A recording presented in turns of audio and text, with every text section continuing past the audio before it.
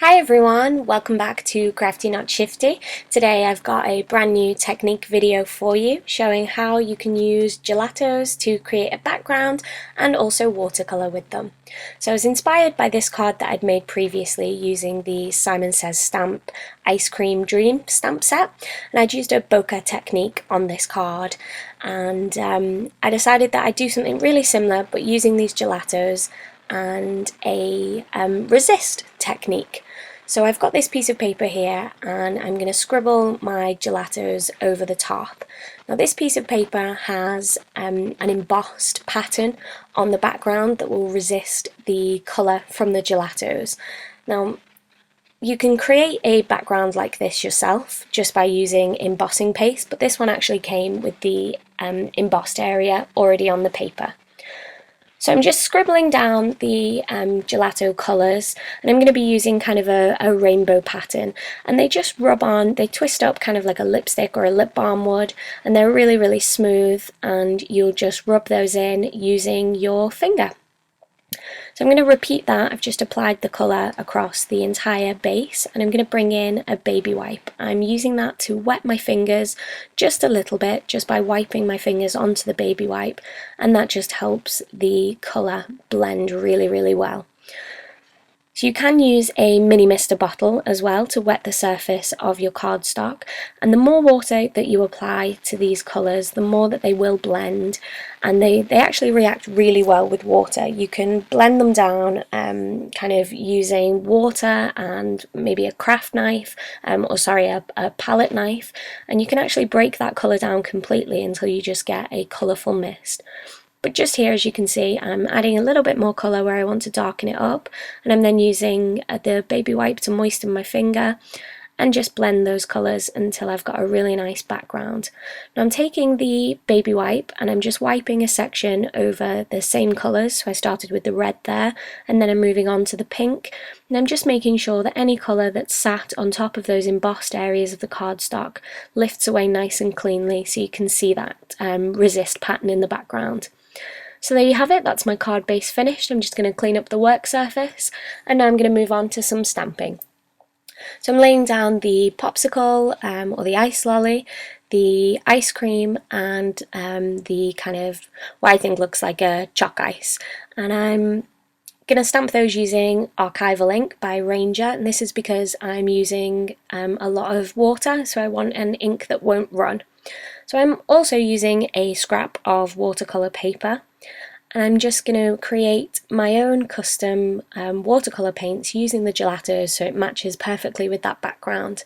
And to do this, all you need to do is scribble down some of the colour onto a slick surface, so I'm using the Ranger non-stick craft mat. And I'm scribbling down some of each of those colours, and then I'm going to take my mini mister bottle and just spray some water on top, and then you can pick up that colour with a regular paintbrush and paint with it like you would a watercolour.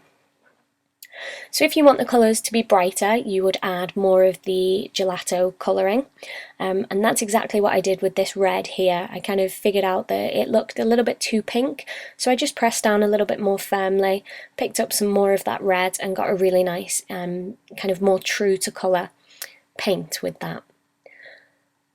I'm just going to work my way through that popsicle with all these different colours here, blending them. Again, it's kind of in a rainbow pattern. Everyone likes a nice bright rainbow summery feel to a card at this time of year, so I'm maximising on that with my rainbow coloured popsicle.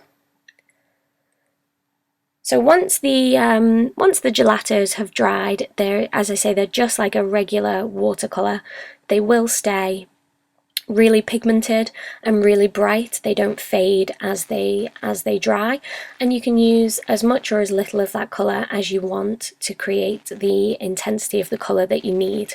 One thing that's really great with these gelatos as well is that they will mix really well.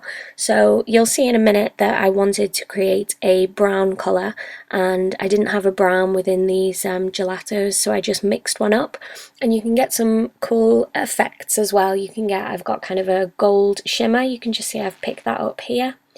I'm just going to press that down. I use that gold shimmer colour to paint in all of the the 2 ice cream sticks at the bottom and also the cone section of that ice cream. So I'm just going to zoom in a second so you can see a little bit more how these gelatos work when you're colouring in, and you can see just how easily they blend. As you can see on my page there, I did get a little splatter of ink. That was completely my fault. I think you may have noticed I dropped my paintbrush earlier on and I got a splatter of ink across my card, but that's okay. I'm going to fix that by adding some ink splatters over the top of this stamped section. So here I've got some of the pink colour and I've just watered that down so it's a really nice light pink colour, and I'm just brushing that over the ice cream section. You can also use the gelatos to create coloured embossing paste, very much in a similar way. You would just water that down and then mix it in with your paste. So here I'm going to mix the green and the red to create a brown colour for that kind of chalk ice type of ice cream. And they mix and blend really well. I'm just testing that colour to be sure that I'm happy with it on the side of the cardstock. I'm going to cut this scrap of cardstock down so it fits across the front of my card. And the card that I'm making today is a 5x7 inch card. So this small section that runs across the horizontal of the card would be 7 inches wide. Now when I trim this out, what I actually wanted was for the ice creams to hang over the top of the cut section. So instead of cutting a straight line above and below each of those images, I cut right up into the side of the image and then use a craft knife to cut around the excess. So you get almost a partial die cut effect. So as you can see there, I'm just finishing off that ice cream with a slightly lighter colour of the brown, and to get that I just mixed in some white to get the inside of the ice cream and also the bottom there.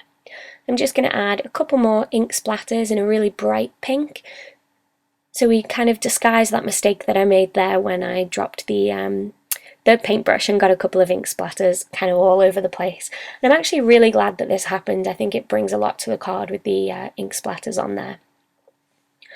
So again, I'm taking my black ink, I'm using the archival ink again just because it was on my craft desk already, and I'm stamping out the sentiment, which is "I scream, you scream, we all scream for ice cream." And again, that was taken from the Simon Says Stamp Ice Cream Dreams stamp set.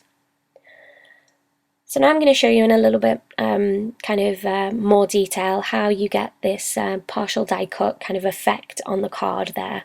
So I'm just lining it up with my paper trimmer and I'm carefully cutting in between each of those images and right up to the edge of the popsicle sticks where I want that to hang over. And again, I'm doing the same at the top of the card. And I just eyeballed this with the sentiment. I made sure to leave an even gap above and below the sentiment. And then I'm cutting that cardstock down to 7 inches so it fits across the cardstock. I'm using my scissors just to trim around those extra edges, and there you can see it gives a really nice kind of partial die cut effect for when you stick that down onto the front of the card. So I've trimmed down my coloured panel, and I'm going to stick that to the front of my white card base. And then the next thing I'm going to do is take some 3D foam tape and cut that to fit behind the stamped panel, and just put a little squares behind the extra pieces of ice cream that hang over the side and press that down. And finally, just to add a little bit more interest to these stamped sections, I'm adding some Wink of Stella. Now because the gelatos react so readily with water, you will find that you need to just wipe off the nib of the Wink of Stella brush because it will pick up some of that colour when you scribble over each of these coloured sections. But that's okay, it doesn't harm your Wink of Stella pen at all. Just be sure to transfer off any of that ink before you move to a new colour, otherwise you might get some ink transfer. So once we've got those all kind of glistening and shiny, I'm going to add some enamel dots. And again, I'm just taking my craft knife and I'm going to press those down where I want them just to finish off this card. I hope you've enjoyed watching this video. If you have, please do give me a thumbs up and subscribe so you don't miss any more from me.